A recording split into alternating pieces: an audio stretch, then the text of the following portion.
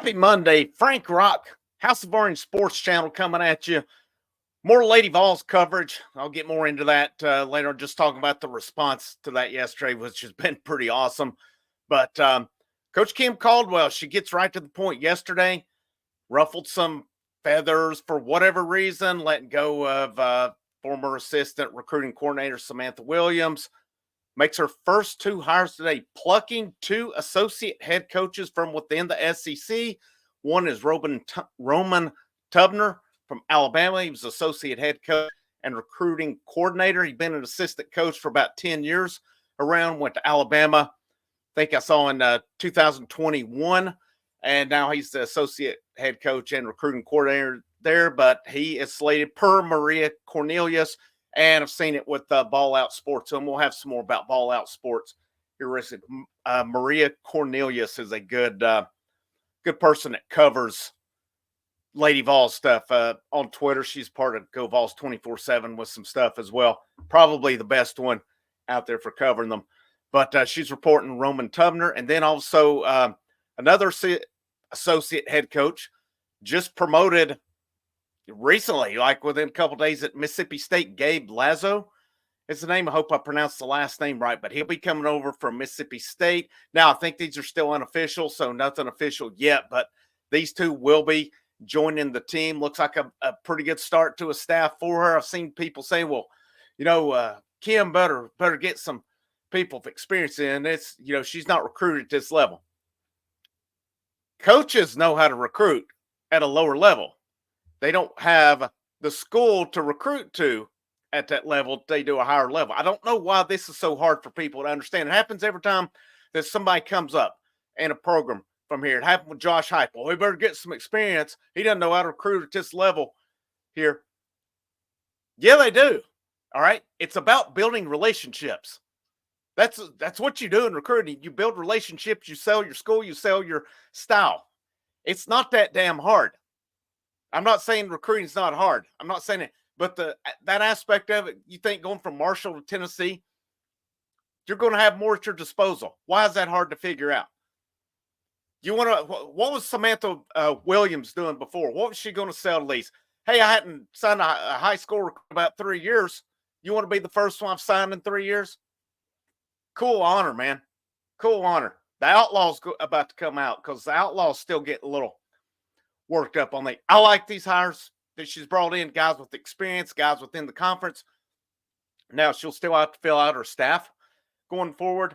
I haven't seen names so much on that, and maybe I've just overlooked them, but based on what I've seen, looking on that, of course, Ball Out Sports was the one that reported the Williams being let go yesterday. And my problem with it was Ball Out Sports, and I talked about, they had a provocative, persuasive article on it because all they've retweeted is people throwing off on Kim Caldwell for letting Samantha go. That's all. There's no two sides to that. They didn't. I don't know what their agenda is. I don't know what their beef is with it or what have you. But it's pretty obvious. It was pretty obvious to me when I read it. And then it was pretty obvious when I started seeing the retweets. So I'm not seeing retweets with multiple opinions. It's one opinion about her making a mistake. So if you're you're trying to throw out an article and, it looks like they have some good news on there. I'll give them that. But are you persuasive? Are you opinionated? Or what are you trying to do here as well? It's, let's see where they go with that cover. I'm just not a fan of that, to be honest with you. I'm not a fan of that persuasion. Again, I know multiple people was coming out, but, seems like it's more trying to be controversial than anything with it. But these first two hires on staff, this allows Kim Caldwell to hit the ground recruiting. Yes, she needs to get out and hit the portal. She knows that. She's aware of that. She's not been on staff long. Okay, you got to give her a little bit of time on it. And I'm sure she's probably been out recruiting and been in contact with prospects already. Again, this is a head. Whose ads are on the line if this doesn't work out? Kim Caldwell, Danny White. Okay, is it the be-all, end-all for Danny White? No.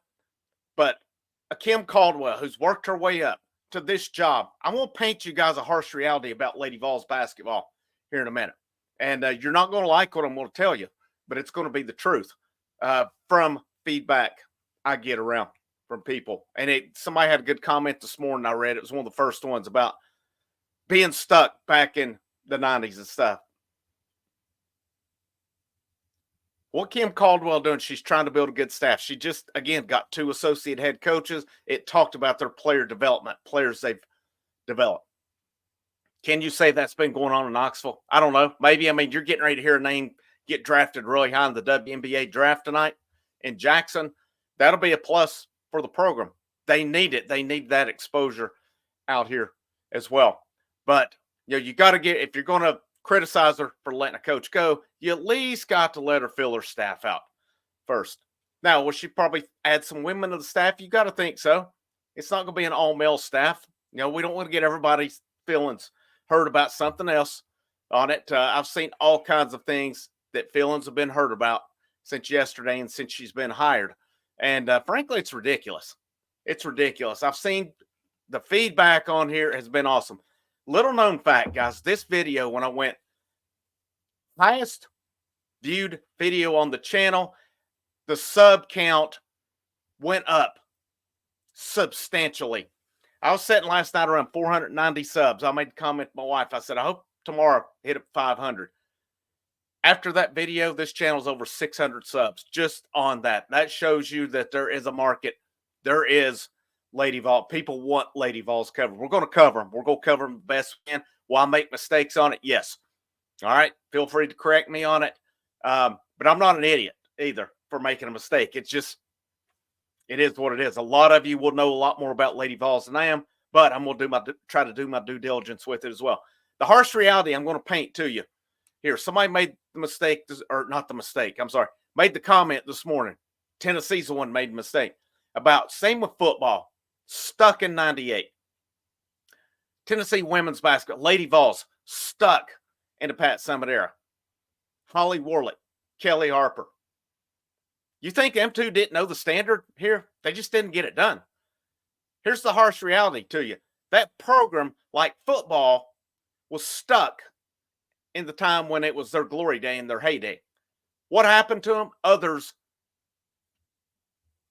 passed them up. Here's the other harsh reality. Outside of Tennessee, a lot of these young girls playing basketball have no clue who Pat Summitt is. To us, that may seem crazy. They're not disrespectful. They don't disrespect the history of the game. They love to play.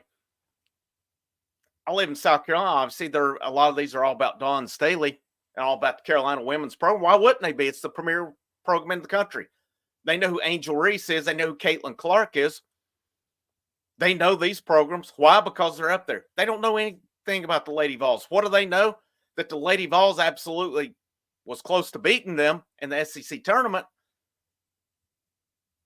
pulled the ultimate coaching malpractice, and it didn't get done.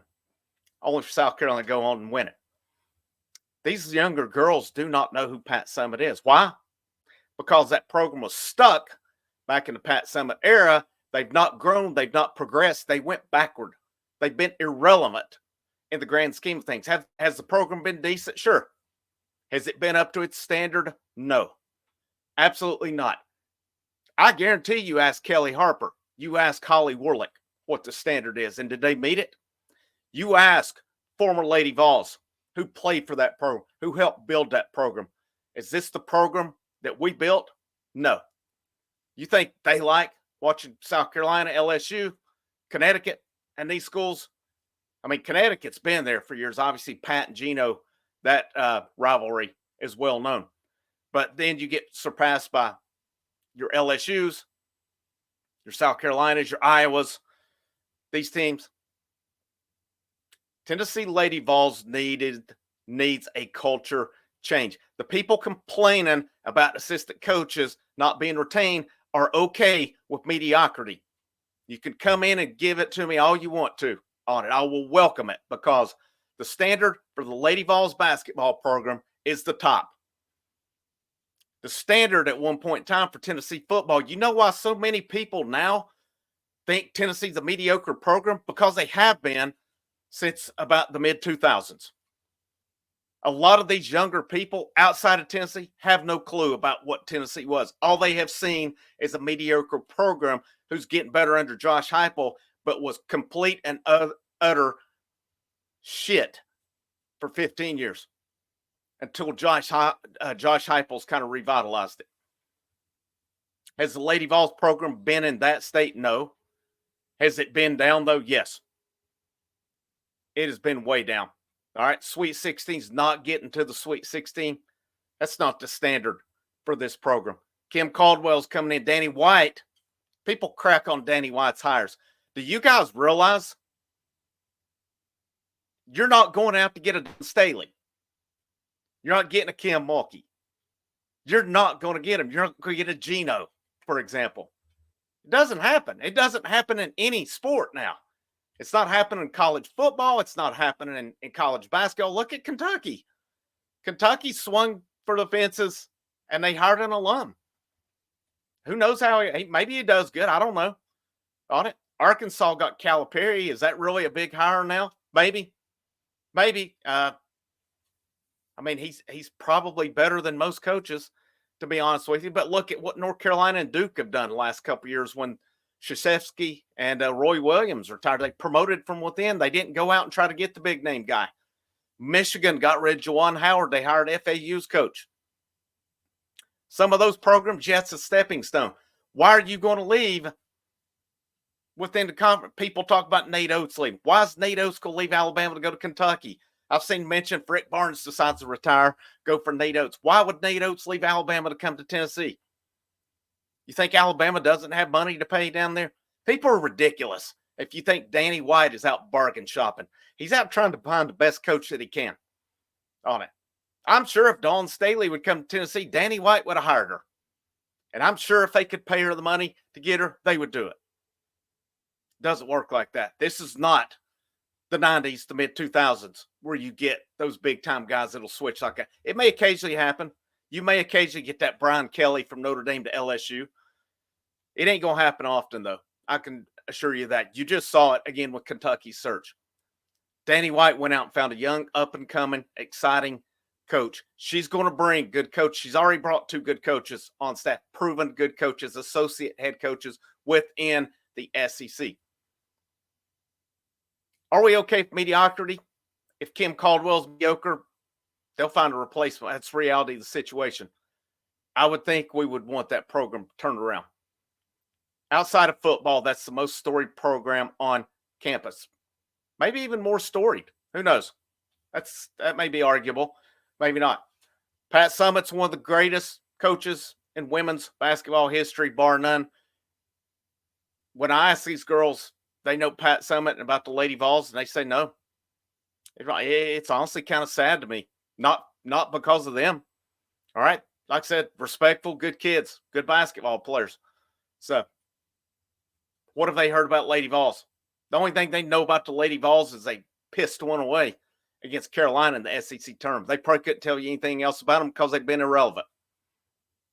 Okay, I read you the numbers yesterday. Bobby Rader from the Sports Monster in the Tri-Cities put out, and this team is like 0-24 against ranked opponent. It needed a culture change. Sometimes you have to go outside of that family.